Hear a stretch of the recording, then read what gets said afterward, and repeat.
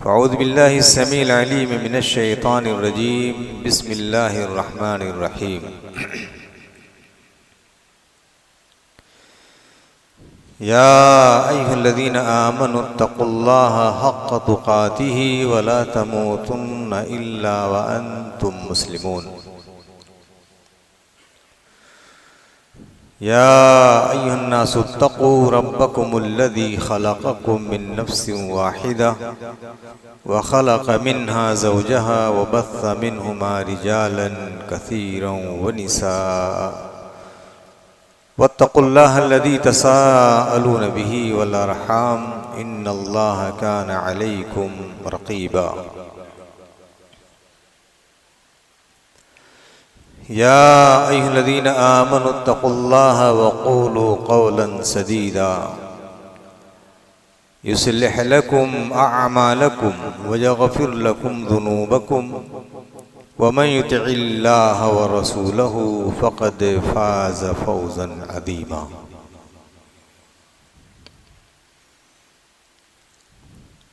वक़ाल तआला अय्ज़न या अय्युहल्लज़ीना आमनू क़ू अनफ़ुसकुम व अहलीकुम नारा।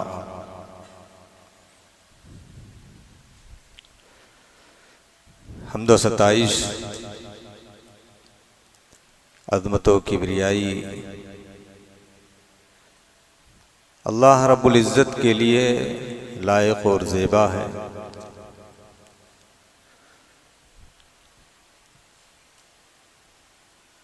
जिसने हम इंसानियत के हिदायत और उनकी रहनुमाई के लिए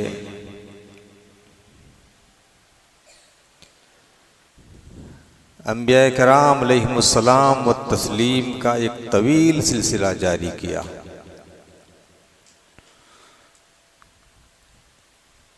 और हिदायत और रहनुमाई के लिए बारी ताला ने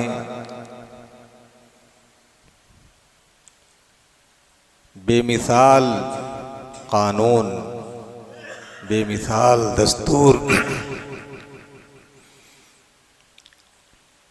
और एक ऐसा लायहा किताबों की शक्ल में अता किया कि जिसकी रोशनी में हर रसूल ने और हर नबी ने अपनी उम्मत को रहनुमाई फरमाई और जो दीनी फरीज़ा अल्लाह तबारक ताला ने उनके हवाले किया था उस दीनी फरीज़े को वो अदा करके इस दुनिया से रुखसत हो गई। और हर एक की जिम्मेदारियों पर अल्लाह तबारक ताला ने ये महज ज़ब्त कर दी है कि सब लोगों ने दीन की दावत और उसकी तबलीग और जो जिम्मेदारी और फरीज़ा इनके हवाले किया गया था उस जिम्मेदारी को इन्होंने अदा कर दिया है। किसी भी नबी से और किसी भी रसूल से कोई कमी और ना ही किसी तरह की कोई नक्स इस जानिब रह गई है। अल्लाह तबारक ताला ने ख़ास तौर से नबी बरहक मोहम्मद इब्न अब्दुल्लाह सल्लल्लाहु अलैहि वसल्लम जो हम इंसानियत की इस आखिरी कड़ी के लिए अल्लाह तबारक ताला ने उन्हें रहबर रहनुमा और सारे अंबिया सिर्फ़ और सिर्फ वो अपनी कौमों में मबूस किए जाते थे। आप सल्लल्लाहु अलैहि वसल्लम की ज़ात-ए गिरामी को अल्लाह तबारक ताला ने सारी इंसानियत और सारी जिन्नात के लिए नबी और रसूल बना करके भेजा था। इसीलिए आपको रहमतुल लिल आलमीन का ख़िताब अता किया गया। और जो किताब अल्लाह तबारक ताला ने बख्शी वो किताब कुरान मजीद कहलाई और रहनुमाई और हिदायत और दुनियावी फलाह और उखरवी कामयाबी इसी किताब की तालीमात में है। जो लोग इस पर अमल करेंगे वो दुनिया में भी सुरखरू होंगे और आखिरत में भी कामयाब होंगे। और जो लोग इस किताब पर अमल नहीं करेंगे दुनिया में भी उनके लिए रुसवाई है और आखिरत में उनका ठिकाना जहन्नम होगा। मेरे भाइयों,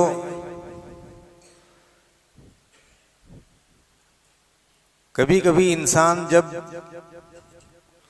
मुआशरे पर नज़र दौड़ाता है, और ख़ास तौर से जो लोग हसास किस्म के होते हैं, यानी जिनकी निगाह हर तरफ होती है, हर चीज़ पर होती है, और कुछ लोग वो हैं जो बेहिस होते हैं, उन्हें कुछ भी घर में क्या हो रहा है उसकी भी उनको परवाह नहीं है, महल्ले में क्या होता है उन्हें उसकी भी कोई परवाह नहीं है, उनके बच्चे क्या कर रहे हैं उन्हें उसकी भी कोई फिक्र नहीं है, दूसरों के बच्चे क्या कर रहे हैं उन्हें उसकी भी फिक्र नहीं है, अपने घर के अफराद किस बीमारी में मुब्तला हैं, किस फसाद में मुब्तला हैं, किन बुराइयों में वो जूझ रहे हैं उससे भी बेखबर हैं, और मुआशरे में जो चीज़ें हैं उन चीज़ों से भी वो बेखबर हैं। और जब एक हसास आदमी, दी शऊर आदमी, समझ बूझ वाला आदमी, आखिरत की फिक्र रखने वाला आदमी, लोगों के लिए परेशान होने वाला आदमी, जो दूसरे लोगों की मुसीबत और परेशानी और गुमराही और जलालत को देखे तो उसको उसके दिल के अंदर तड़प पैदा होती है कि ऐसा क्यों हो रहा है। ना अपने घर में बर्दाश्त करता है, ना पड़ोस में बर्दाश्त करता है, ना मुआशरे में बर्दाश्त करता है, ना अपनी बस्ती और अपने शहर और अपने मुल्क में भी वो बर्दाश्त नहीं करता है। वो कहता है ऐसा नहीं होना चाहिए, फिर उसके लिए वो कोशिश करता है। तो क्या सिर्फ उसी की जिम्मेदारी है? नहीं, ये हर शख्स की जिम्मेदारी है, और ये जिम्मेदारियों का नताक और इसका मैदान और इसका मजाल हर आदमी की अपनी हैसियत के एतिबार से वो फैला हुआ है। और कुरान करीम की इस आयत को, सूरतुल हश्र की इस आयत को जब हम पढ़ते हैं, जिसमें अल्लाह तबारक ताला फरमाते हैं या अय्युहल्लज़ीना आमनू, ऐ वो लोगो जो ईमान लाए हो। इस आयत में काफिरों को खिताब नहीं किया गया, मुशरिकों को खिताब नहीं किया गया। इस आयत के अंदर अल्लाह तबारक ताला ने अहले ईमान को खिताब किया है। ये इस बात की दलील है कि हम सब मोहताज हैं किसके? रहनुमाई के। हम मोहताज हैं हिदायत के, हम मोहताज हैं तालीम के, हम मोहताज हैं तरबियत के, हम मोहताज हैं शऊर और आगही के। हाँ, हर चीज के हम मोहताज हैं। और इसीलिए इंसान की जिंदगी में गुमराही कब दाखिल हो जाए कोई उसका अंदाजा नहीं लगा सकता। कब इंसान किस मरहले में और किस वक्त वो गुमराह हो जाए किसी इंसान को उसकी खबर नहीं है। और ख़ास तौर से जब फितनों का दौर हो, जिस दौर से हम लोग गुजर रहे हैं, ये फितनों का दौर है। अल्लाह के नबी फरमाते हैं कि तकून फितनन का क़ित्अल लैलिल मुज़लिम युस्बिहु अर्रजुलु मुमिनन व युमसी काफिरा और युमसी अर्रजुलु मुमिनन व युस्बिहु काफिरा। कि फितने दर फितने होंगे, ऐसे फितने होंगे जैसे तारीक रात होती है, कुछ में सुझाई नहीं देता है, कुछ दिखाई नहीं देता कि इंसान क्या करे। क़ित्अल लैलिल मुज़लिम, कि इंसान सुबह को मोमिन होता और शाम को काफिर होता है, शाम को मोमिन होता और सुबह को काफिर होता है। और हदीस में आगे अल्लाह के नबी वसल्लम फरमाते हैं कि इंसान मामूली कौड़ियों में अपने दीन का सौदा कर बैठेगा। ये भी वो दीन हो अर्दम मिन दुनिया, कि मामूली साजो सामान के मुकाबिल में इंसान अपने ईमान को का सौदा कर लेगा। इसलिए सुबह को जो मोमिन होगा वो शाम को वो काफिर हो जाता है, शाम को मोमिन होता है और सुबह को काफिर हो जाता है। ऐसे क्यों है? इसलिए इंसान को अपने ईमान की हिफाजत करनी है ऐसे फितनों के दौर में, अपनी औलाद की हिफाजत करनी है, अपने घर की, अपने मुआशरे की और अपने शहर और मुल्क की, और बल्कि अक़वाम आलम या दुनिया में जहाँ भी हमारी पहुँच है, जहाँ तक हम पहुँच सकते हैं, उसकी इस्लाह की फिक्र होनी चाहिए। तो अल्लाह फरमाते हैं कू अनफुसकुम, के ऐ ईमान वालो अपने आप को बचाओ। आज आप देखेंगे कि माशरे में जो बुराइयां नज़र आती हैं, तो आज हमारा वतीरा और हमारा सलीका क्या है कि ये बुरा कर रहे हैं, क्यों कर रहे हैं, इनके घर का माहौल ऐसा है, ऐसा नहीं होना चाहिए, फलां की औलाद ऐसी कर रही है, उसकी फिक्र है, फलां की बेटी ऐसा कर रही है, उसकी फिक्र, हमें अपनी फिक्र नहीं। और आज हालात यही हैं कि इंसान को आज के दौर में लोगों को दूसरे की हांडी में क्या पक रही है, कौन सी चीज, उसकी फिक्र है, अपने हांडी में क्या पक रही है उस चीज की उनको फिक्र नहीं है। दूसरे की औलाद क्या कर रही है उसकी आदमी को फिक्र है, हाँ, दूसरा क्या कर रहा है उसकी फिक्र है, उसको ऐसा नहीं करना चाहिए। लेकिन अपनी फिक्र इंसान भूल गया कि हम जो कर रहे हैं, हाँ, सही कर रहे हैं कि नहीं कर रहे हैं। आज हालात ये है, इसीलिए अल्लाह ताला ने यहाँ ताकीद की कि कू अनफुसकुम, कि सबसे पहले जिम्मेदारी आपकी क्या है कि आप अपनी इस्लाह करो, अपनी इस्लाह करो। अब सवाल ये होता है कि इस्लाह का मेयार क्या है। तो मैं समझ रहा हूं कि इस वक्त जो मौजूदा दौर के अंदर जो फसाद हम देख रहे हैं, जो फितने देख रहे हैं, जो बुराइयां देख रहे हैं, और जिस तरीके की अफरा तफरी का माहौल है जो हम अभी अपनी निगाहों से महसूस कर रहे हैं, बिल्कुल ये वही दौर था जो दौर जिस दौर में अल्लाह के नबी सल्लल्लाहु अलैहि वसल्लम को नबूवत और रिसालत से सरफराज किया गया था।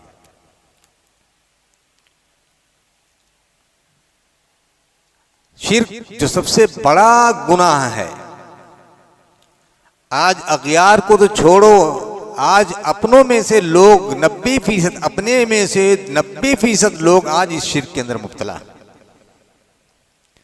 और बात अगर हम लोग वसूल की करें और ज़ाब्ते की करें और इस्लामी मुआशरे की तश्कील की बात करें और सालेह मुआशरे कि कैसे तरतीब की जाए, अगर उसकी बात करें, तो मैं आपको कहूंगा कि आप जो है बैअत उक़बा को आप याद कीजिए। अल्लाह के नबी सल्लल्लाहु अलैहि वसल्लम मीना में हैं और सहाबे कराम की एक तादाद मदीना मुनव्वरा से नबी मोहतरम सल्लल्लाहु अलैहि वसल्लम की दावत पर लब्बैक कहती है।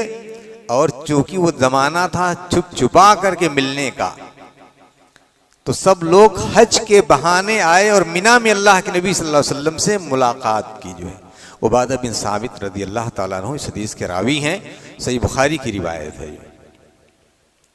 और उसी को बैअत उक़बा का नाम दिया। और आज भी उसी जगह को जमरे उक़बा, जहाँ बड़ा, जिसको हम लोग आज बड़ा शैतान कहते हैं, जहाँ कंकरियाँ मारी जाती हैं, जो है अल्लाह के नबी सल्लल्लाहु अलैहि वसल्लम ने उस मदीना तैयबा की इस्लाह के लिए और इस्लामी निज़ाम और बेहतर सोसाइटी और बेहतर मुआशरे की तश्कील के लिए कुछ बंद दिए थे, कुछ वसूल और ज़ाब्ते दिए थे।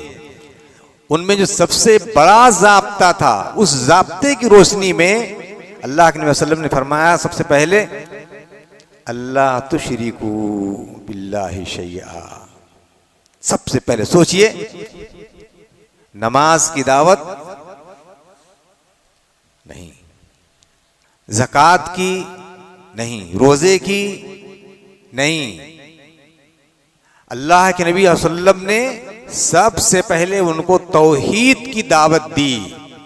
और आज अहले हदीसों पर यह बहुत बड़ा इल्ज़ाम लगाया जाता है कि इनके यहाँ तौहीद के अलावा कोई टॉपिक होता ही नहीं है।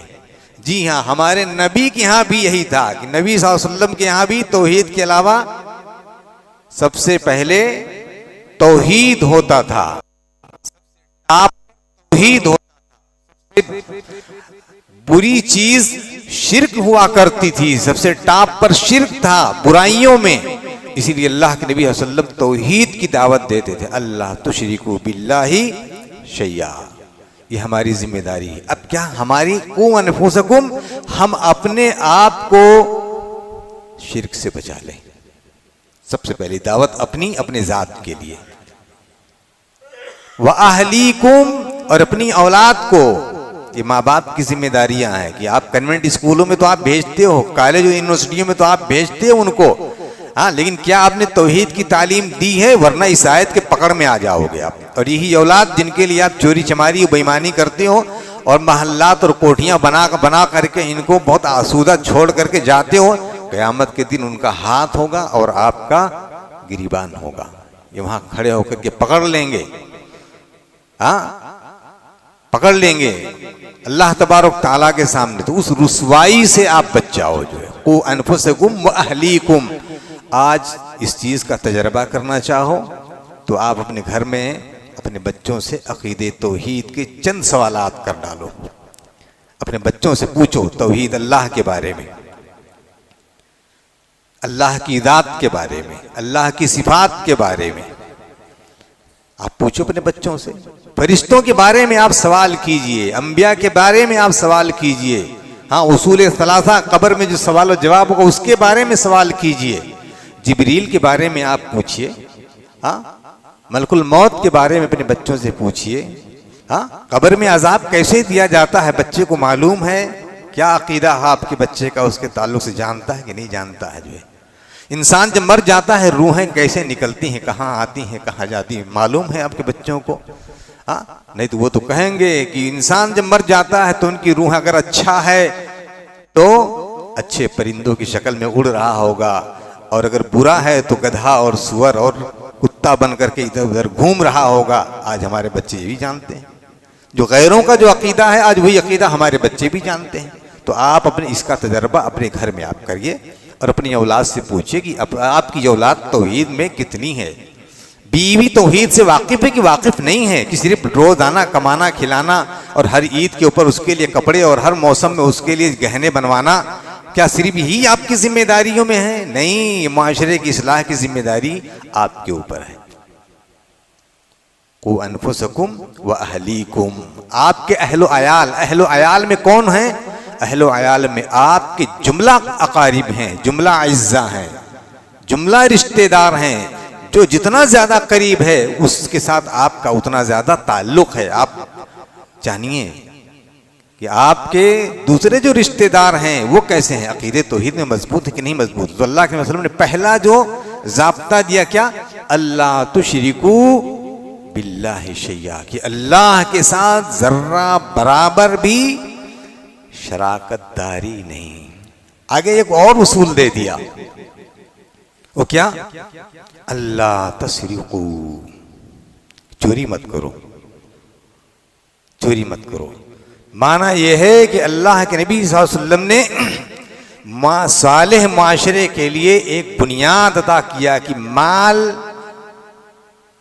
में खुर्द बुर्द, माल में लालच नाजायज तरीके से हासिल करना, अखज़ करना, ये सारी की सारी चीज़ें, जिन भी चीज़ों का ताल्लुक मालियात से है, उन चीज़ों के अंदर आदमी को बहुत हसास रहना पड़ेगा कि कहाँ से आ रहा है और कहाँ जा रहा है, कैसे कमा रहा हूँ और कैसे किस चीज़ में हम उसे खर्च कर रहे हैं। इन सब चीज़ों की फिक्र होनी चाहिए। अल्लाह तो नाजायज़ तरीके से नहीं, वरना इस्लाम का ज़ाब्ता वैलुल लिल मुतफ्फिफीन, वैल है नाप तौल में कमी करने वालों के लिए। हाँ, और ये पूरा ज़ाब्ता इंसान के लम्हे लम्हे से है। जो बिजनेस में है उससे भी जुड़ा हुआ है, जो तिजारत कर रहा है उससे भी है, जो आदमी कंपनी कायम किया है उसके साथ भी ये मामला है। यानी समाज के हर शख्स के साथ ये मामला है कि आदमी किसको कहाँ दे रहा, अपने को दे रहा है या गैर को दे रहा है। इसके बारे में भी जो माल, ये आज मुआशरे में फितने का सबसे बड़ा सबब है। और मुआशरे के अंदर जो आज बेईमानी और दुनिया भर की जो आज बुराइयां पाई जा रही हैं, इसके पीछे माल का बहुत बड़ा असर है। इसीलिए अल्लाह के रसूल ने फरमाया कि ला तसरिकू, चोरी नहीं करो। अब जब चोरी को मना कर दिया गया तो अब इससे जुड़ी हुई जितनी चीजें हैं उन सब चीजों में गोया की पाबंदी लग गई। इसीलिए वैलुल लिल मुतफ्फिफीन की तफसीर में अल्लामा मोहम्मद बिन सालेह हुसैमीन रहमुल्लाह फरमाते थे कि वो उस्ताज या वो टीचर जिसकी मदरसे में या स्कूल में या कंपनी में 8 बजे की हाजिरी है और वो जा करके 8-5 पर वो आदमी थंब लगाता है या साइन करता है और 5 मिनट की सैलरी वो नाजायज लेता है, ये भी उसी में शुमार है। वैलुल लिल मुतफ़्फ़िफ़ीन।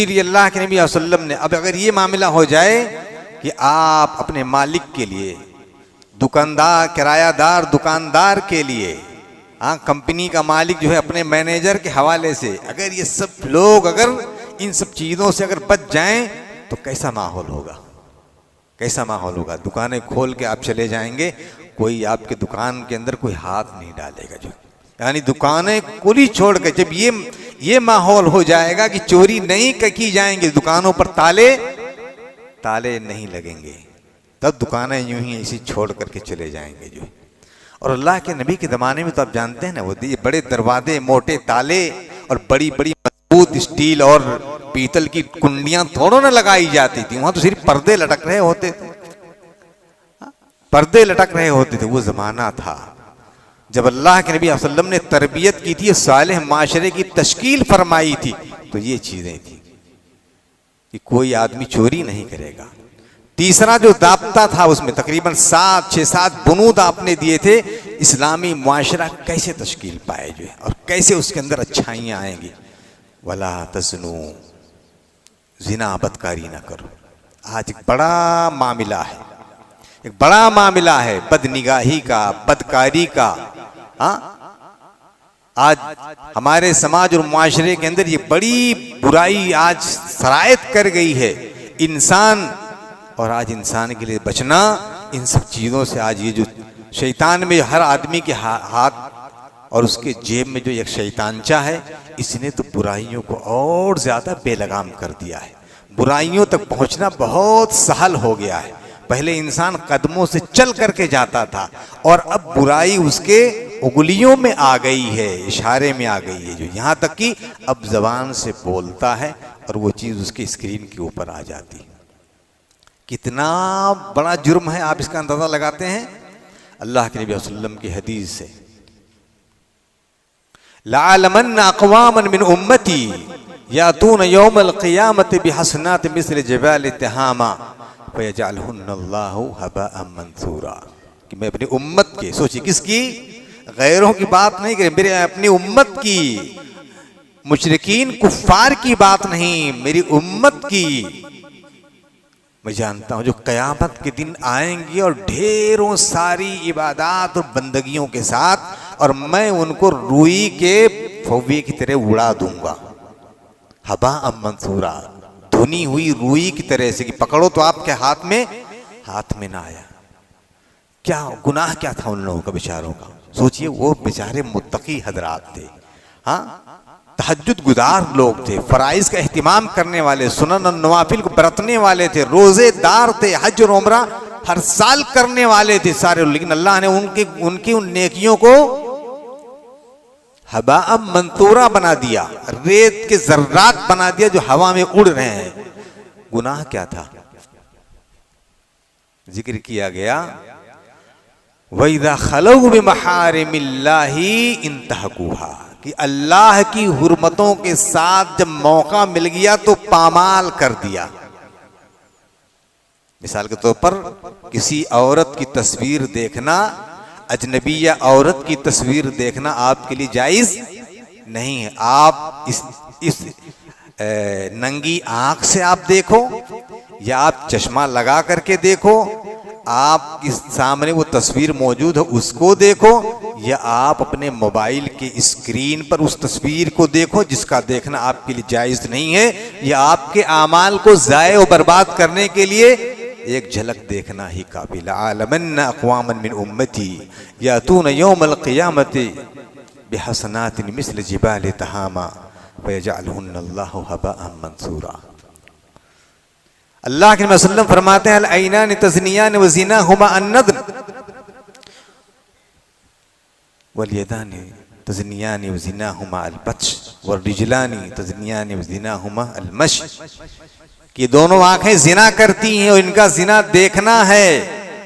हाथ जिना करता है, हाथ उस बुरी चीज का छूना है, और ये कदम जिना करते हैं उस बुराई की तरफ पैदल चल करके जाना है जो, और फिर शर्मगाह उसकी तस्दीक या तकज़ीब करता है। ये ज़राए हैं। इसीलिए तो अल्लाह के वसल्लम ने बैठे हुए हत्ते फضल इब्न अब्बास अल्लाह के वसल्लम के साथ बैठे हुए हैं, और उसके बाद उनकी निगाह हज का मौका है, एक औरत आई सवाल पूछने के लिए, वो देखने लगे। अल्लाह के नबी सल्लल्लाहु अलैहि वसल्लम ने कहा, उनका सर पकड़ करके और घुमा दिया, और उन्होंने जब दोबारा देखना चाहा तो अल्लाह के वसल्लम ने कहा कि लकल ऊला वलैसत लकत सानिया, कि तुम्हारे लिए सिर्फ एक ही बार, पहली नजर जो अचानक पड़ जाए वही नजर है, दोबारा कसदन देखना तुम्हारे लिए जायज नहीं है। ला वला तस्नु, जिना ना करो। इसीलिए इस्लाम में जिना को हराम कर। अब अगर कोई आदमी इसको बरत ले तो बेटियां कहाँ आ रही हैं, कैसे आ रही हैं, कौन कहाँ जा रही है, इसकी फिक्र से इंसान बेनियाज हो जाएगा, बेनियाज हो जाएगा इंसान, और अपनी जिंदा, अपनी इज्जत और अपनी इफ्फत और पाकदामनी का इंसान इंतजाम कर लेगा। वला तातून बिबुहतान, इस्लामी सालेह माशरे की तश्कील का ये तीसरा रूल और तीसरा ज़ाब्ता अल्लाह के नबी ने बयान फरमाया। कहा कि तुम किसी के ऊपर तोहमत ना लगाओ। आज हालात यही हैं, आदमी को अपने घरों की फिक्र नहीं है, दूसरे वो कहाँ आ रही है, फलाने की बच्ची को तो मैंने फला जगह देखा था। मेरे भाइयों, ये जान लो, उसूल जानो, सूरतुन नूर पढ़ोगे तो अल्लाह तबारक तआला ने कि तुमने अपनी नंगी आँख से किसी को बुराई करते हुए देखा है तो भी उस जुर्म को आप बयान नहीं कर सकते हो जब तक कि 4 ऐनी शाहिद ना लेकर के आ जाओ। ये मोबाइल से तस्वीरें भी अगर आप कर लो तब भी ये साबित नहीं होगी जब तक कि 4 आंख से देखी हुई गवाहियां ना लेकर के आओगे, वरना 80 कोड़ा खाने के लिए तैयार रहो। अब अगर कोई आदमी ये सोच ले कि भाई किसी की तरफ निगाह देखना और या किसी के ऊपर इत्तिहाम लगाना और उसके ताल्लुक से कुछ कहना, ये तो बहुत बड़ा जुर्म है।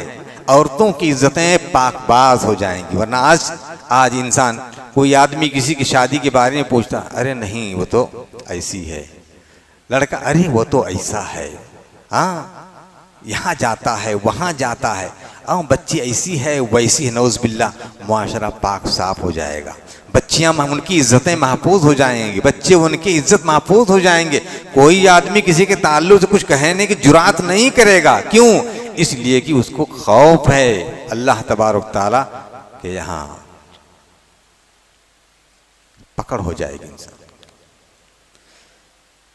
वला तासू फी मारूफ, ये चौथा नुक्ता कि मारूफ चीज में अल्लाह तबारक व तआला की मुखालफत नहीं, नबी की मुखालफत नहीं। जिन चीज़ों, मारूफ किसे कहा जाता है?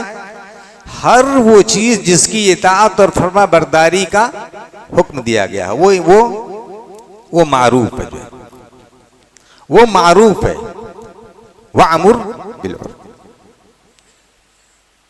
वनहा अनिल मुनकर, मारूफ चीजों की मुखालिफत ना करो। अब जो भी शरीयत से साबित शुदा चीजें हैं उन चीजों को इंसान अपनी जिंदगी के अंदर नाफिज करे तो क्या है, जब मारूफ की जब तलाश करनी पड़ेगी आदमी तो फिर कहां जाएगा? तरक्तु फीकुम अमरैन लन तदिल्लु मा इन तमस्सकतुम बिहिमा किताबुल्लाहि व सुन्नती। अब मारूफ को तलाश करना हो तो मौलवी साहब के पास आप नहीं जाएंगे, किसी पीर और मुर्शिद के पास नहीं जाएंगे, किसी मौलवी के दर पर आप नहीं जाएंगे, और जाएंगे भी तो सबसे पहले पूछेंगे ये अल्लाह की किताब का हुक्म है या हमारे नबी का प्यारा फरमान है। वला तासू फिल मारूफ वला तक़्तुलू औलादुकुम, और अपने बच्चों को कत्ल ना करो। आज हमारे मुआशरे के अंदर ये बुराइयां भी आज आम हो गई हैं।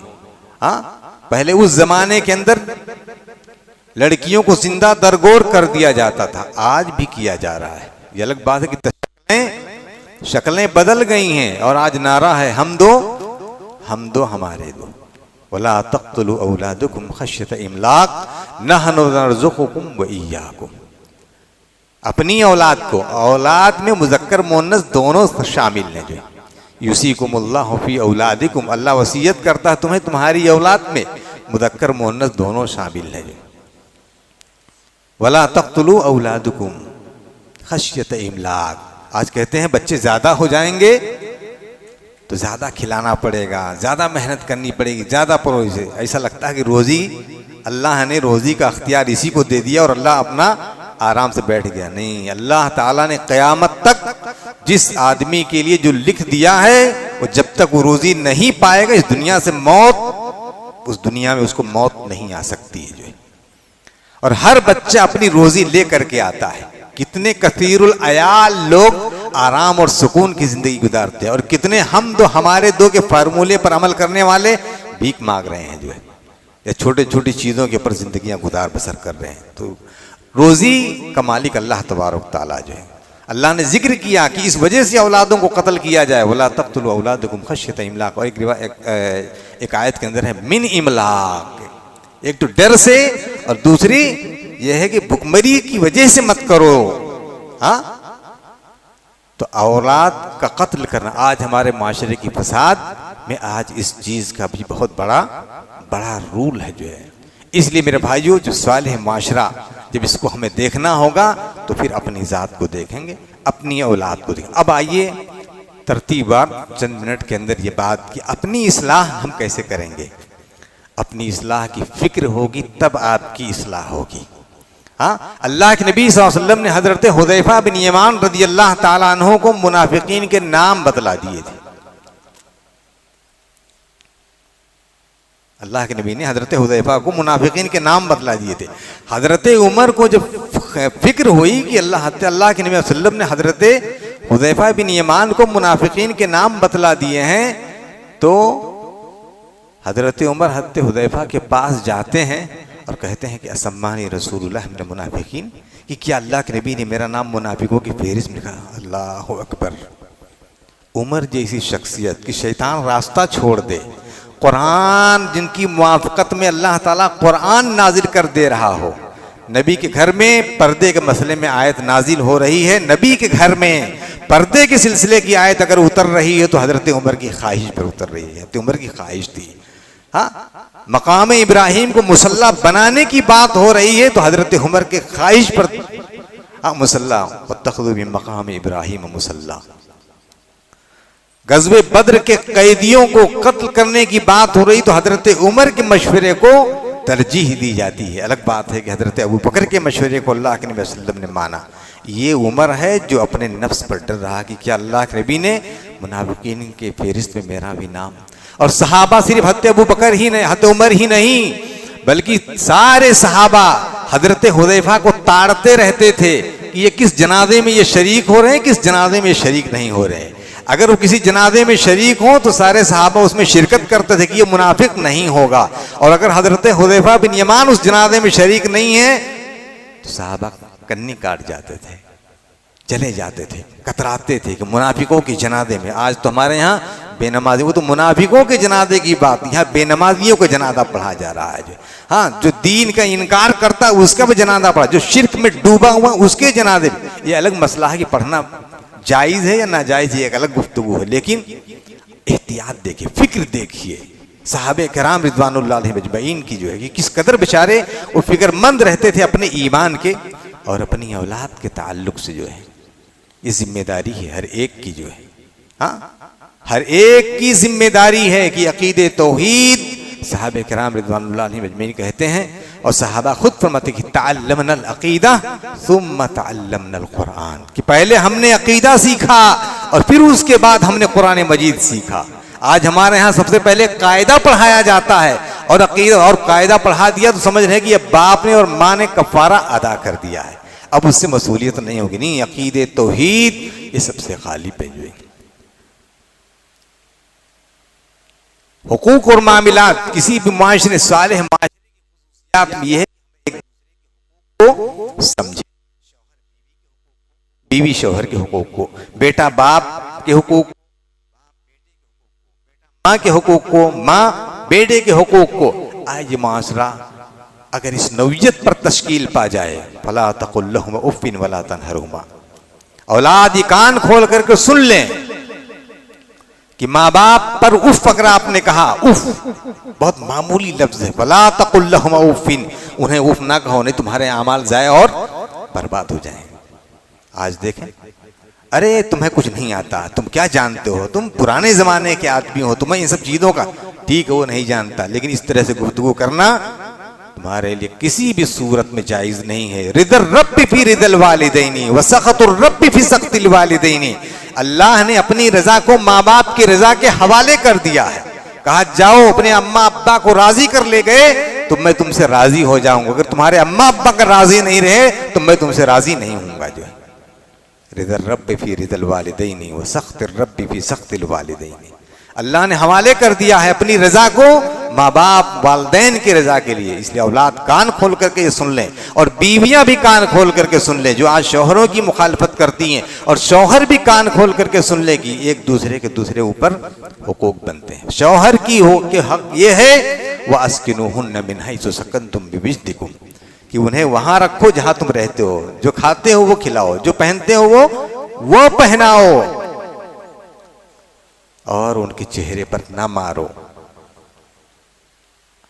अल्लाह के नबी ने एक उसूल और ज़ाब्ता बना दिया और कहा कि खैरुकुम ले अहली, तुम में सबसे बेहतर आदमी वो है जो अपने बच्चों के लिए, अपनी बीवी के लिए जो आदमी अच्छा हो। बाहर तो बहुत अच्छे नमाजी, परहेजगार और शरीफ नजर आते हैं, अगर तुम्हारी शहादत तुम्हारी बीवियां अच्छाई की दी, तुम्हारी औलाद दे, तो ये समझ जाओ कि आप अच्छे हो, ये सनद है। तो शौहर की जिम्मेदारी है कि वो वाशिरूहुन्ना बिल मारूफ, मारूफ तरीके से उनके साथ पेश आओ, उनकी जरूरियात का खास ख्याल रखो जो है। और इसीलिए एक जुर्म को इस्लाम में, एक जुर्म को अल्लाह के नबी सल्लल्लाहु अलैहि वसल्लम ने औरतों के जुर्म जिसमें हाथ काटा जाता, चोरी, औरतों के लिए चोरी को जायज करार दे दिया कि जो शौहर बखीली करता हो और बीवी बच्चों के हुकूक अदा ना करता हो तो बीवियों को हक है कि उनका जेब साफ कर सकती हैं मारूफ तरीके से। सोचिए, ये हक है उनका। चोरी रुबे दीनार, एक चौथाई दीनार, एक दीनार 4.25 ग्राम का होता है, एक चौथाई ग्राम यानी 1 ग्राम तकरीबन 6 मिलीग्राम, इतनी कि अगर कोई चोरी करे तो उसका हाथ काटा जाएगा। लेकिन बीवियों की अथॉरिटी दे दी गई कि अगर शौहर अगर बखील है, कंजूस है, हाँ, चमड़ी चली जाए दमड़ी न जाए वाला आदमी है, तो बीवियों को हक है कि उसके शौहर अपने शौहर के जेब से वो ले सकती हैं जुर्म को। और ये वाकया किसका है? हिंद का। अबू सुफियान की बीवी सहाबी रसूल है अबू सुफियान, उनकी बीवी हिंद अल्लाह के नबी सल्लल्लाहु अलैहि वसल्लम के पास आई, कहती हैं कि अल्लाह के नबी बड़ा बखील आदमी है अबू सुफियान। अल्लाह के नबी सल्लल्लाहु अलैहि वसल्लम ने कहा ठीक है, मारूफ तरीके से तुम ले सकती हो। जो बीवियों को चाहिए कि सालेह माशरा, अच्छा घर कैसे बने, उसकी इस्लाह की उनको भी फिक्र करनी चाहिए। अल्लाह के नबी सल्लल्लाहु अलैहि वसल्लम ने 4 सिफात बयान फरमाई नेक बीवियों की पहचान। अय्युमा इमरातिन सल्लत खमसहा व सामत शहरहा व अहसनत फरजहा व ताअत बालहा तदखुलु मिन अय्यि अब्वाबिल जन्नति शाअत, कि जो औरत 5 वक्त की नमाज पढ़े, रमजान के रोजे रखे और अपनी शर्मगाह की हिफाजत करे, अपने शौहर की इताअत करे, वो जन्नत के जिस दरवाजे से दाखिल होना चाहे वो दाखिल हो जाए। ये फजीलत और ये सर्टिफिकेट और ये चाबी औरतों को दी गई है। लेकिन ये 4 चीजें वो जब कर लेगी तब, उनमें से एक बड़ी चीज वो क्या है? शौहर की इताअत और फरमाबरदारी। और मैं हमेशा कहता हूँ, बहुत सारे लोग कहते हैं कि निकाह ये क्या है? कहते हैं ये एक रस्म निकाह अदा, और ये रस्म नहीं है, ये इबादत है, ये एक शरई एग्रीमेंट है मियाँ बीवी दोनों के लिए, और अल्लाह की तरफ से मोहब्बत और मवद्दत वदीयत की जाती है इस निकाह के। वमिन आयातिही अन खलक़ लकुम मिन अनफुसिकुम अज़वाजा लितस्कुनू इलैहा व जअल बैनकुम मवद्दतन व रहमा। इस निकाह के पादाश में अल्लाह तबारक व तआला की तरफ से मोहब्बत और मवद्दत वदीयत की जाती है। सोचिए, इसीलिए 2 जोड़े जब आपस में मिलते हैं, ज़बानें अलग हैं, शक्ल शबाहत अलग है, कबीले अलग हैं, लेकिन 2 जिस्म एक जान हो जाते। किस वजह से? स्पेशल तौर पर अल्लाह तबारक ताला की तरफ से मोहब्बत और मुवद्दत वदीयत कर दी जाती है। जो तो जो औरत अपने शौहर की इताअत करे, अल्लाह तबारक ताला ने उसको जन्नत की चाबी दुनिया ही में दे दी है, जिस भी दरवाजे से दाखिल होना चाहे। सोचिए, रोजेदार बाबुल रैयान से जाएंगे, बाबुल सलात से जाएंगे, नमाजी बाबुल सलात से जाएंगे, हज उमरा करने वाला बाबुल हज से जाएंगे, और औरतें जहां चाहें वहां जाएं। इनके पास वो चाबी होगी, जहाँ चाहें वहाँ जाएं। जो ये एजाज़ है, लेकिन बहुत बड़ी जिम्मेदारी है शौहर की इताअत के हवाले से। अल्लाह के नबी वसल्लम की फूफी गालिबन अल्लाह के नबी के पास आई, किसी मसले में मसला पूछ करके जब जाने लगी तो अल्लाह के नबी वसल्लम ने पूछा कि आपके शौहर के ताल्लुक़ से कैसा चल रहा है, कैसा बन रहा है। तो कह रहे हैं कि अल्लाह के नबी, मैं अपने शौहर की भरपूर इताअत फरमाबरदारी करती हूँ, उनकी खिदमत भरपूर करती हूँ, सिवाय जिन चीज़ों में मैं उसकी ताकत नहीं रखती हूँ। तो अल्लाह के नबी ने क्या कहा, वह जन्नतों की व नारू की। सुन लो औरतें, सुन लें, अल्लाह के नबी ने किससे कहा, अपनी बीवी जो सहाबियाँ हैं, कि वही तुम्हारा जन्नत है और वही तुम्हारा जहन्नम है। अगर तुम्हारे शौहरों की इताअत कर लो तो तुम्हारे लिए जन्नत है, और अगर तुम उनकी इताअत फरमाबरदारी अगर नहीं करो तो तुम्हारे लिए जहन्नम है। और जो औरत शौहर की इताअत या शौहर बीवी की इताअत को इबादत समझ लेगा और या समझ लेगी, तो शौहर अगर रात में थका मादा अगर 12 बजे 1 बजे आएगा तो बीवी दरवाजे पर खड़ी रहेगी, क्योंकि शौहर की इताअत फरमाबरदारी इबादत हुई। नहीं कहीं कहाँ था, अब आया, जा खाना गर्म कर ले और खुद खा ले। हाँ नहीं, प्यार से, मोहब्बत से। और औरतें तो सुकून का बाइस होती हैं, अल्लाह ने इस जोड़े को इसलिए बनाया है। तो मेरे भाई, ये चंद इस्लामी उसूल और ये ज़ाब्ते हैं। बात बड़ी, माशरा बच्चों पर है, बीवियों पर है, नौजवानों पर है, बूढ़ों पर। बूढ़ों के अंदर भी बहुत फसाद है, यहाँ वक्त मुवस्सा नहीं है। अल्लाह से दुआ है कि अल्लाह तबारक तआला इस्लामी जो तरीक़ा है और अल्लाह के नबी वसल्लम का जो वसूल है, उस वसूल की रोशनी में हम अपने माशरे की इस्लाह फरमाएँ, और हर आदमी अपने इस्लाह की फिक्र करे, अपने आप से शुरू करे, अपनी आल औलाद से शुरू करें, अपने घर से शुरू करें, अपने महल्ले से शुरू करें। इंशाअल्लाह एक सालिह माशरा वजूद में आए। और आप अगर ये चाहें कि सब ऐसे ही हैं, कैसे बदलेगा, नहीं, हर आदमी की जिम्मेदारी अपने बदलने की है।